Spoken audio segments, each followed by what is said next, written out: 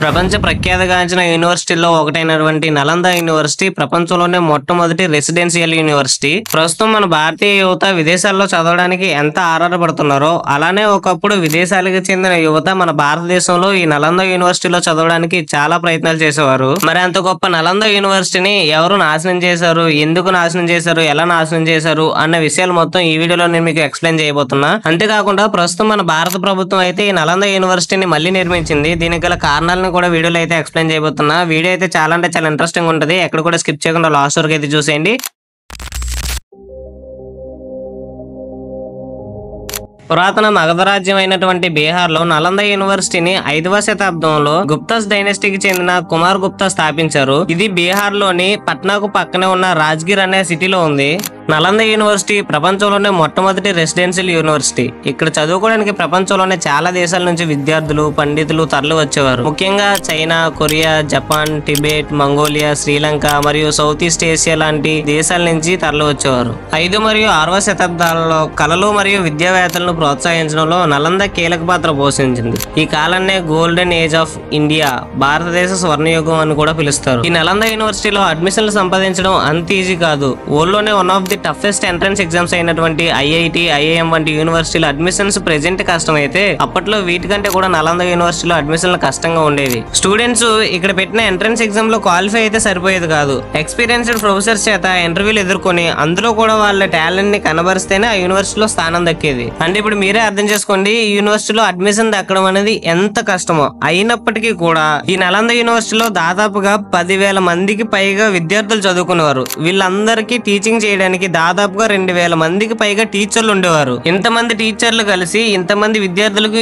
ఏ సబ్జెక్టులు నేర్పించేవారంటే మెడిసిన్, ఆయుర్వేదం, Buddhism, mathematics, grammar, astronomy మరియు ఇండియన్ ఫిలాసఫీ. ఇక్కడ ఇండియన్ ఫిలాసఫీ అని ఎందుకనంటే నలంద యూనివర్సిటీలో ఉండే ప్రతి ఒక్క బుక్ లేదంటే అందులో ఉండే ప్రతి ఒక్క విషయాన్ని కూడా కనుక్కున్నది మన భారతీయులే అండ్ ప్రపంచానికి చెప్పింది కూడా మన భారతీయులే. మీకు ఇప్పుడు ఒక బెస్ట్ ఎగ్జాంపుల్ చెప్పాలంటే 5వ 6వ శతాబ్దాలలో the inventor of zero and అలాగే the pioneer of in Indian mathematics అని పిలువబడే ఆర్యభట్ట గారు ఈ నలంద యూనివర్సిటీలో ఒక ఎడ్యుకేటర్ గా ఉండేవారు. అంటే మీరే అర్థం చేసుకోండి ఇలాంటి గొప్ప గొప్ప వ్యక్తులు ఈ యూనివర్సిటీలో ఎడ్యుకేటర్స్ గా అంటే టీచర్స్ గా ఉన్నారంటే ఇంకా స్టూడెంట్స్ పర్ఫార్మెన్స్ అనేది ఎలా ఉంటది అనేది మీ ఓకే వదిలేస్తున్నా.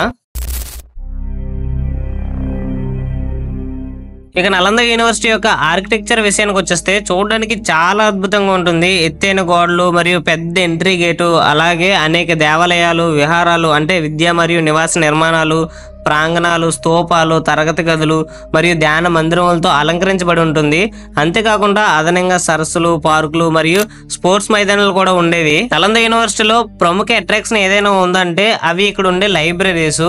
ఇక్కడ 3 రకాల లైబ్రరీలు ఉంటాయి. ఒకటి రత్నసాగర్ అంటే ఆభరణాల మహాసముద్రం అని, రత్నరంజిక అనగా రత్నాలతో అలంకరించబడిందని, మరియు రత్నోదతి అంటే ఆభరణాల సముద్రం అని పిలువబడే 3 గంభీరమైన బహుళ అంతస్తుల నిర్మాణాల్లో ఉంది. ఇప్పుడు ఏదైతే మనం రత్నోదతి అనే లైబ్రరీ గురించి మాట్లాడుకున్నాం, ఈ లైబ్రరీ దాదాపుగా 9 అంతస్తులు ఉంటుంది అండ్ అలాగే ఇందులో 9 మిలియన్లు అంటే 90 లక్షల పుస్తకాలు అయితే ఉంటాయి.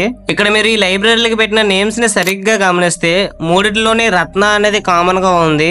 అంటే ఇక్కడ పుస్తకాలని రత్నాలతో సమానంగా పోలుస్తున్నారని అయితే అర్థం. మొదటి దాంట్లో మనం రత్న సాగర్ అని చూసాం, అంటే రత్న అంటే పుస్తకం, పుస్తకాల సముద్రం అని. రెండవది రత్న రంజిక అంటే పుస్తకాలతో అలంకరించబడిందని. మూడవది రత్నోదతి అంటే పుస్తకాల సముద్రం అని అర్థం. అంటే ఇక్కడ వీళ్ళ ఇంటెన్షన్ అనేది చాలా క్లియర్ గా ఉంది. ఒక పుస్తకాన్ని ఒక రత్నంతో పోలుస్తున్నారు అనమాట. ఒక రత్నంకి ఎంతైతే విలువ ఉంటుందో అలానే ఒక పుస్తకానికి కూడా అంతే విలువ ఉంటుందని దీని అర్థం.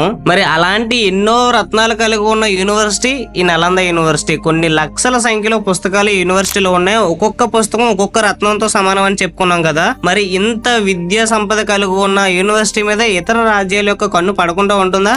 ఖచ్చితంగా పడుతుంది. ఇతర రాజ్యాల యొక్క కన్ను పడింది. ఈ నలంద యూనివర్సిటీని అంతం చేయడానికి 3 సార్లు ప్రయత్నాలు కూడా జరిగాయి.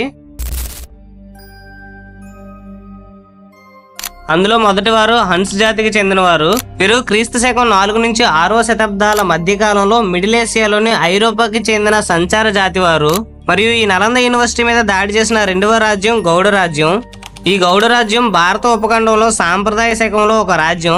ఇలా 2 రాజ్యాలకు చెందిన రాజులు నలంద యూనివర్సిటీ మీద దాడి చేసినప్పటికీ కూడా పూర్తిగా నాశనం చేయలేకపోయారు. అప్పుడు జరిగిన నాశనాన్ని రికవరీ చేసి మళ్ళీ నలంద యూనివర్సిటీని ఇంకా మెరుగ్గా డెవలప్మెంట్ అయితే చేశారు. ఆ తర్వాత చాలా సంవత్సరాల పాటు నలంద యూనివర్సిటీ మీద ఎలాంటి దాడులు జరగలేదు. కాకపోతే 12వ శతాబ్దంలో ఆఫ్ఘనిస్తాన్ కు చెందిన టర్కో ఆఫ్ఘన్ మిలిటరీ జనరల్ అయినటువంటి మహమ్మద్ బక్తియార్ ఖిల్జీ చేత నలంద యూనివర్సిటీ పూర్తిగా నాశనం చేయబడింది. ఈ బక్తియార్ ఖిల్జీ నలంద యూనివర్సిటీని నాశనం చేయడమే కాకుండా ఈ నలంద యూనివర్సిటీలో ఉన్న లైబ్రరీలను మొత్తం తగలబెట్టేశాడు. అండ్ ఇందులో ఉండే దాదాపు 9 మిలియన్ పుస్తకాలను, అంటే 90 లక్షల పుస్తకాలను, మ్యాన్స్క్రిప్ట్లను పూర్తిగా తగలబెట్టేశాడు. ఆ తర్వాత ప్రపంచం మొత్తానికి అర్థమైంది ఎంత ప్రైస్లెస్ ట్రెజర్ ని, అంటే అమూల్యమైన మేధో సంపదని నాశనం చేశాడు ఈ బక్తియార్ ఖిల్జీ అని. ఇంట్రెస్టింగ్లీ ఈ ఖిల్జీ మొత్తం నాశనం చేసినప్పటికీ కూడా నలంద యూనివర్సిటీలో ఉన్న లైబ్రరీలు మాత్రం దాదాపుగా 5 నెలల పాటు ఆగకుండా కాలుతూనే ఉన్నాయి. అంటే కొన్ని సోర్సెస్ లో 6 నెలలు అని చెప్తున్నారు, కొన్ని సోర్సెస్ లో 3 నెలలు అని మాత్రం చెప్తున్నారు. కానీ ఏదేమైనప్పటికీ కానీ 90 రోజుల కంటే ఎక్కువగానే నలంద యూనివర్సిటీలో ఉన్న పుస్తకాలన్నీ నిత్యం కాలుతూనే ఉన్నాయి. అంటే మీరే అర్థం చేసుకోండి ఆ యూనివర్సిటీలో ఎన్ని వేల పుస్తకాలు ఉండేవి. అవి మ్యాన్స్క్రిప్ట్లు, అంటే చేతితో రాసినవి. ఎంత గట్టిగా రాశారనేది మీ ఊహకే వదిలేస్తున్నా. మరి బక్తియార్ ఖిల్జీ అసలు ఎందుకు ఈ లైబ్రరీని అండ్ అలాగే నలంద యూనివర్సిటీని నాశనం చేశాడు అంటే అది మన భారతీయుల యొక్క మంచితనం. ఎస్, మీరు విన్నది కరెక్టే. ఎందుకంటే బక్తియార్ ఖిల్జీ మన దేశాన్ని ఆక్రమించడానికి వచ్చినప్పుడు, మన దేశంలో పరిపాలిద్దామని వచ్చినప్పుడు ఆయనకి బాగా హెల్త్ బాగోదు. వాళ్ళ ఎవరైతే ఖురాన్లోను కానీ లేకపోతే వాళ్ళ పండితులు ఉంటారు కదా, ముస్లిం పండితులు, వాళ్ళందరికీ తెలిసిన వైద్యం చేసినప్పటికీ కూడా అతనికైతే వ్యాధి అనేది నయం కాదు. అతనికి వచ్చిన వ్యాధి చాలా అంటే చాలా వింత వ్యాధి అనమాట. అప్పటి వరకు ప్రపంచానికి తెలియదు ఆ వ్యాధికి ఎలాంటి ఔషధం వాడాలి, ఎలాంటి మెడిసిన్ వాడితే తగ్గుతుందని. ఇది నలంద యూనివర్సిటీలో చదువుకున్న వాళ్ళకి తెలియడం వల్ల ఏం చేస్తారంటే బక్తియార్ ఖిల్జీ ప్రతిరోజు చదివే తన ఖురాన్ లోని ఈ ఔషధాన్ని అయితే పేపర్లకు అయితే రాస్తారనమాట. బక్తియార్ ఖిల్జీని ప్రతిరోజు ఖురాన్ చదివేటప్పుడు దాన్ని స్మెల్ చేయమంటారు. ఎలాగో ఖిల్జీ ప్రతిరోజు నమాజ్ చేసేటప్పుడు ఖురాన్ని చదువుతాడు కాబట్టి అలా ఖురాన్ని చదవడం వల్ల ఆ ఔషధం ఏదైతే ఉందో అది శ్వాస ద్వారా లోపలికి వెళ్ళి తన వ్యాధిని అయితే నయం చేస్తుంది. దీంతో బక్తియార్ ఖిల్జీ లిటరల్లీ షాక్ అయిపోతాడు. వీళ్ళకి ఇంత శక్తి ఎక్కడిది, ఇన్ని తెలివితేటలు ఎక్కడివి అనేసి చెప్పేసి ఇన్వెస్టిగేషన్ చేయగా వాళ్ళకి తెలుస్తుంది నలంద యూనివర్సిటీ ఉంది, ఇక్కడ ప్రతిదానికి సొల్యూషన్ ఉంటుందని తెలుసుకొని వెంటనే నలంద యూనివర్సిటీ మీద దండెత్తి పూర్తిగా దాన్ని ధ్వంసం చేస్తాడు. అండ్ ధ్వంసం చేసిన తర్వాత ఇప్పటి వరకు, అంటే మనం 2024 వరకు దాన్ని తిరిగి నిర్మించుకోలేకపోయాం. నిర్మించుకున్నప్పటికీ కూడా పూర్వ వైభవం అయితే తేలేం కదా. చాలా పుస్తకాలు నాశనం అయిపోయాయి. దాదాపు 90 లక్షల పుస్తకాలు, అంటే మీ ఊహకే వదిలేస్తున్నా. అందులో మ్యాన్యుస్క్రిప్ట్లు ఏవైతే చేతితో రాసినవి ఉన్నాయో అవి ఎంత అమూల్యమైనవో మీ ఊహకే వదిలేస్తున్నా. అంత సంపదని మనకి నాశనం చేశాడు. ఒకవేళ అదే కనుక ఉండుంటే ఇప్పటి వరకు మన భారతదేశం అభివృద్ధి చెందుతూ ఉన్న భారతదేశం కాదు, ఎప్పుడో అభివృద్ధి చెందిన భారతదేశం. మనమే ప్రపంచాన్ని సాధించే స్థాయిలో ఉండేవాళ్ళమే ఖచ్చితంగా. అంత పెద్ద విద్యా సంపదను ఈ ప్రపంచం, ముఖ్యంగా మన భారతదేశం కోల్పోయాక దీనిని ఎలాగైనా సరే పునరుద్ధరించాలని మన భారతదేశం యొక్క మాజీ రాష్ట్రపతి మరియు మిసైల్ మ్యాన్ ఆఫ్ ఇండియా అని పిలువబడే డాక్టర్ ఏపీజే అబ్దుల్ కలాం గారు 2006లో నలంద యూనివర్సిటీని మళ్ళీ నిర్మించాలని ప్రతిపాదించారు. ఆ తర్వాత దాదాపుగా 4 సంవత్సరాల తర్వాత, అంటే 2010లో నలంద విశ్వవిద్యాలయం యొక్క బిల్ అనేది పాస్ అవుతుంది. ఆ తర్వాత 2014లో పట్నా పక్కనే ఉన్న రాజ్గిరిలో నలంద యూనివర్సిటీని కట్టాలనేసి అయితే నిర్ణయం తీసుకుంటారు. ఆ తర్వాత మాజీ రాష్ట్రపతి అయినటువంటి ప్రణబ్ ముఖర్జీ 2016లో రాజ్ సింగ్ లోని ఫిల్కీ గ్రామంలో శాశ్వత క్యాంపస్ కు శంకుస్థాపన చేస్తారు. 2015 నుంచి అయితే నిర్మాణం అయితే ప్రారంభించబడింది. ఈ నాటికి, అంటే 2024 ప్రధాని మోదీ గారు ప్రమాణ స్వీకారం చేసే నాటికి నలంద యూనివర్సిటీ యొక్క నిర్మాణం అనేది ముగిసింది. దీనిని ప్రధానమంత్రి నరేంద్ర మోదీ గారి చేత ఇనాగ్రేషన్ చేయడం జరిగింది.